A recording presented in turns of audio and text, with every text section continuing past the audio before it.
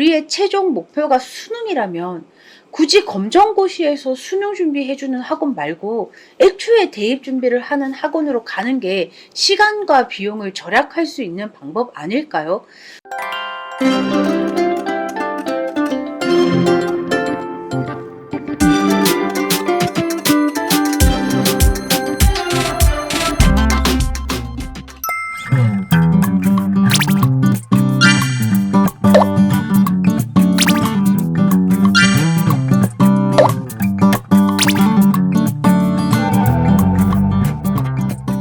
안녕하세요 여러분, 쌤캠입니다. 오늘은 학폭 자퇴 사연 한번 읽어보겠습니다.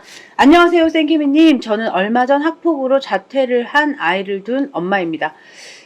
부모님의 사연이고요. 이게 학폭, 제가 진짜 학폭에 대한 자퇴 사연도 진짜 꽤나 많이 봤는데 이 학폭은 정말 답이 없더라고요. 이유 없이 아이들을 괴롭히고 이게 막 학교의 제재에도 해결되지 않아요. 이게 재수 학원들도 보면 기숙학원이다 보니 아이들이 하루 종일 함께 있잖아요. 그러다 보니 학폭이라고 표현하기엔 그런데 누가 누구를 막 괴롭히고 따돌리고 이런 케이스들이 꽤나 많아요. 근데 이걸 학원이 개입하는 순간 엄청 이 일이 커져요. 근데 이 일이 커지고 나서 마무리가 되냐 하면 그것도 아니에요.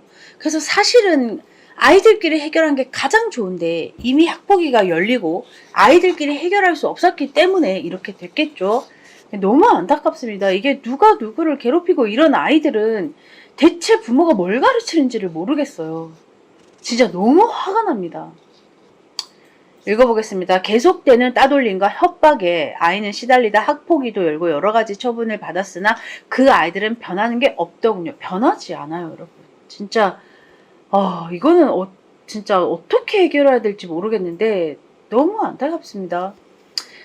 결국은 자퇴를 선택하고 아이는 지금 검정고시 학원에 다니고 있습니다. 그런데 아이가 하는 말이 검정고시는 너무 시험이 쉽고 지금 나가는 수업도 본인에게 별 도움이 되지 않는 것 같다고 하여, 여러분 검정고시는 어떤 수준이나 능력치를 구별하기 위한 시험이 아니라 사실은 붙이기 위한 시험입니다. 최저 학력을 올리고 이렇게 하기 위해서 정말 기본적인 중학교 정도의 지식만 있어도 붙을 수 있는 시험이에요. 그러다 보니 아무리 고1에 자퇴를 한 아이라도 그 수업 자체가 쉬울 수 있습니다.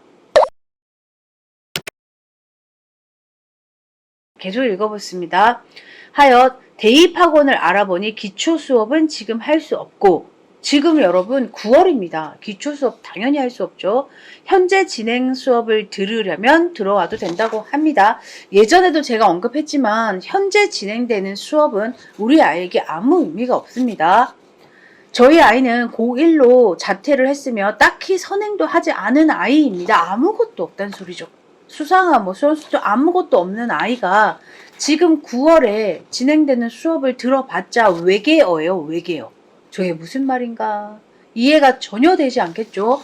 그런 수업을 돈 주고 듣는 건 진짜 아까운 행위입니다. 검정고시 학원은 아이에게 자극도 약하고 수능 준비에도 어려움이 있어 보이는데 이럴 때는 어떤 학원을 가야 할까요? 여러분, 검정고시 학원들 중에 수능 준비반까지 가지고 있는 학원들이 있습니다. 근데 우리의 최종 목표가 수능이라면 굳이 검정고시에서 수능 준비해주는 학원 말고 애초에 대입 준비를 하는 학원으로 가는 게 시간과 비용을 절약할 수 있는 방법 아닐까요? 수능 준비를 하면 당연히 검정고시는 패스할 수 있습니다. 검정고시를 따로 준비하지 않고 수능 준비를 바로 하는 걸 저는 추천하는 편입니다. 우연히 쌤케미님 채널을 알게 되었고 영상을 보다 보니 검정고시생들을 케어하는 학원을 찾아가시는 영상을 보았습니다. 제가 예전에 소형 영상 찍은 거 있습니다. 소형들 중에도 내년 대입반을 따로 준비해서 가지고 있는 학원들을 찾아서 헤맸던 영상이 있습니다. 그 영상을 보신 것 같은데 저희 아이에게도 꼭 도움이 될 수 있는 학원을 알려주세요. 부탁드립니다. 여러분, 저는 학폭으로 인한 자퇴 사연을 꽤나 많이 봤습니다. 그러다 보니 이게 학폭, 그러니까 고등학교 때 일방적으로 가해지는 이 따돌림과 협박과 학폭이 그 어린 나이의 아이에게 굉장한 트라우마로 남습니다. 그러다 보니 이렇게 학폭 자퇴, 이 사연에는 그런 내용이 없는데요. 학폭 자퇴 중에 우울증 치료를 받고 정신과 약을 먹는 아이들도 굉장히 많습니다. 근데 이런 아이들이 다른 집단에 들어가서 또 그런 일이 반복될까봐 굉장히 두려워해요. 그래서 사실은 이런 아이들에게 다음에 주어지는 집단이 그렇게 큰 집단이면 안 된다는 게 저의 의견입니다. 그러니까 학원에서 이 아이의 상황을 파악해서 이 아이에게 멘탈도 강하게 할 수 있어, 할 수 있어, 괜찮니? 잘하고 있니? 그리고 혹시나 다른 친구들과의 관계가 어떤지도 학원이 지켜볼 수 있는 그런 소형이 사실은 이런 아이에게 가장 적합합니다. 소형들은 전체 인원이 50명을 넘지 않기 때문에 한 명 한 명 한 명 개개인의 상황과 문제점들을 학원이 다 파악하고 있어요. 그래서 이런 케이스인 경우 학원한테 이러이러한 일이 있어서 이렇게 하고 있다고 이야기하면 학원이 그 아이를 더 유심히 볼 것이며, 그리고 학원에 들어가서 적응하는 기간에도 좀 굉장히 순하고 착한 친구를 옆에 붙여줄 수도 있고, 뭐 여러 가지 플러스 효과들이 있어요. 그래서 이렇게 어떤 트라우마를 안고 학교를 벗어나서, 또 이 아이가 학교를 벗어났다고 해서 집단 생활의 끝은 아니잖아요. 또 다음 집단으로 바로 이어져야 하는데, 그 집단이 좀 작고 멘탈 케어도 할 수 있는 집단이며, 그리고 이 아이의 노베이스 상태를 케어해줄 수 있는 상황이면 최상의 효과를 낼 수 있겠죠.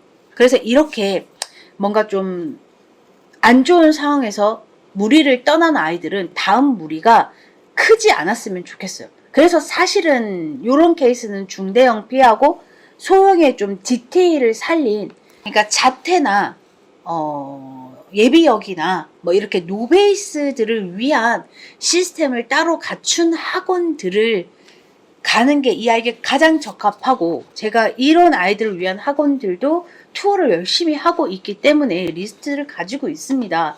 그래서 부모님들, 이게 학원 선택이 너무 어렵고, 사실 이런 케이스는 되게 특수 상황이잖아요. 평범한 자퇴와 뭐 평범한 학원 선택이 아니기 때문에 이렇게 어려움을 겪고 계신 분들은 저에게 사연을 남기시면 제가 반응을 할 것이고요. 이 아이에게 적합한 만족스러울 수 있는 학원을 알려드렸어요. 근데 최종적으로 그 학원을 가서 비교하고 상담하고 결정하는 건 이 구독자와 학생의 몫인 거고, 저는 쓸데없는 헛소리하는, 뭐 올해 이제 수능 2달 남았는데 가장 아랫반에 들어가라 이런 헛소리 하는 학원들을 걸러내는 역할을 할 것이고요. 실제로 이런 아이들이 들어갔을 때 후기가 탄탄하고 괜찮은 학원을 찾아다닐 것이니, 도움이 필요하신 부모님들은 언제든지 사연을 남기시고요.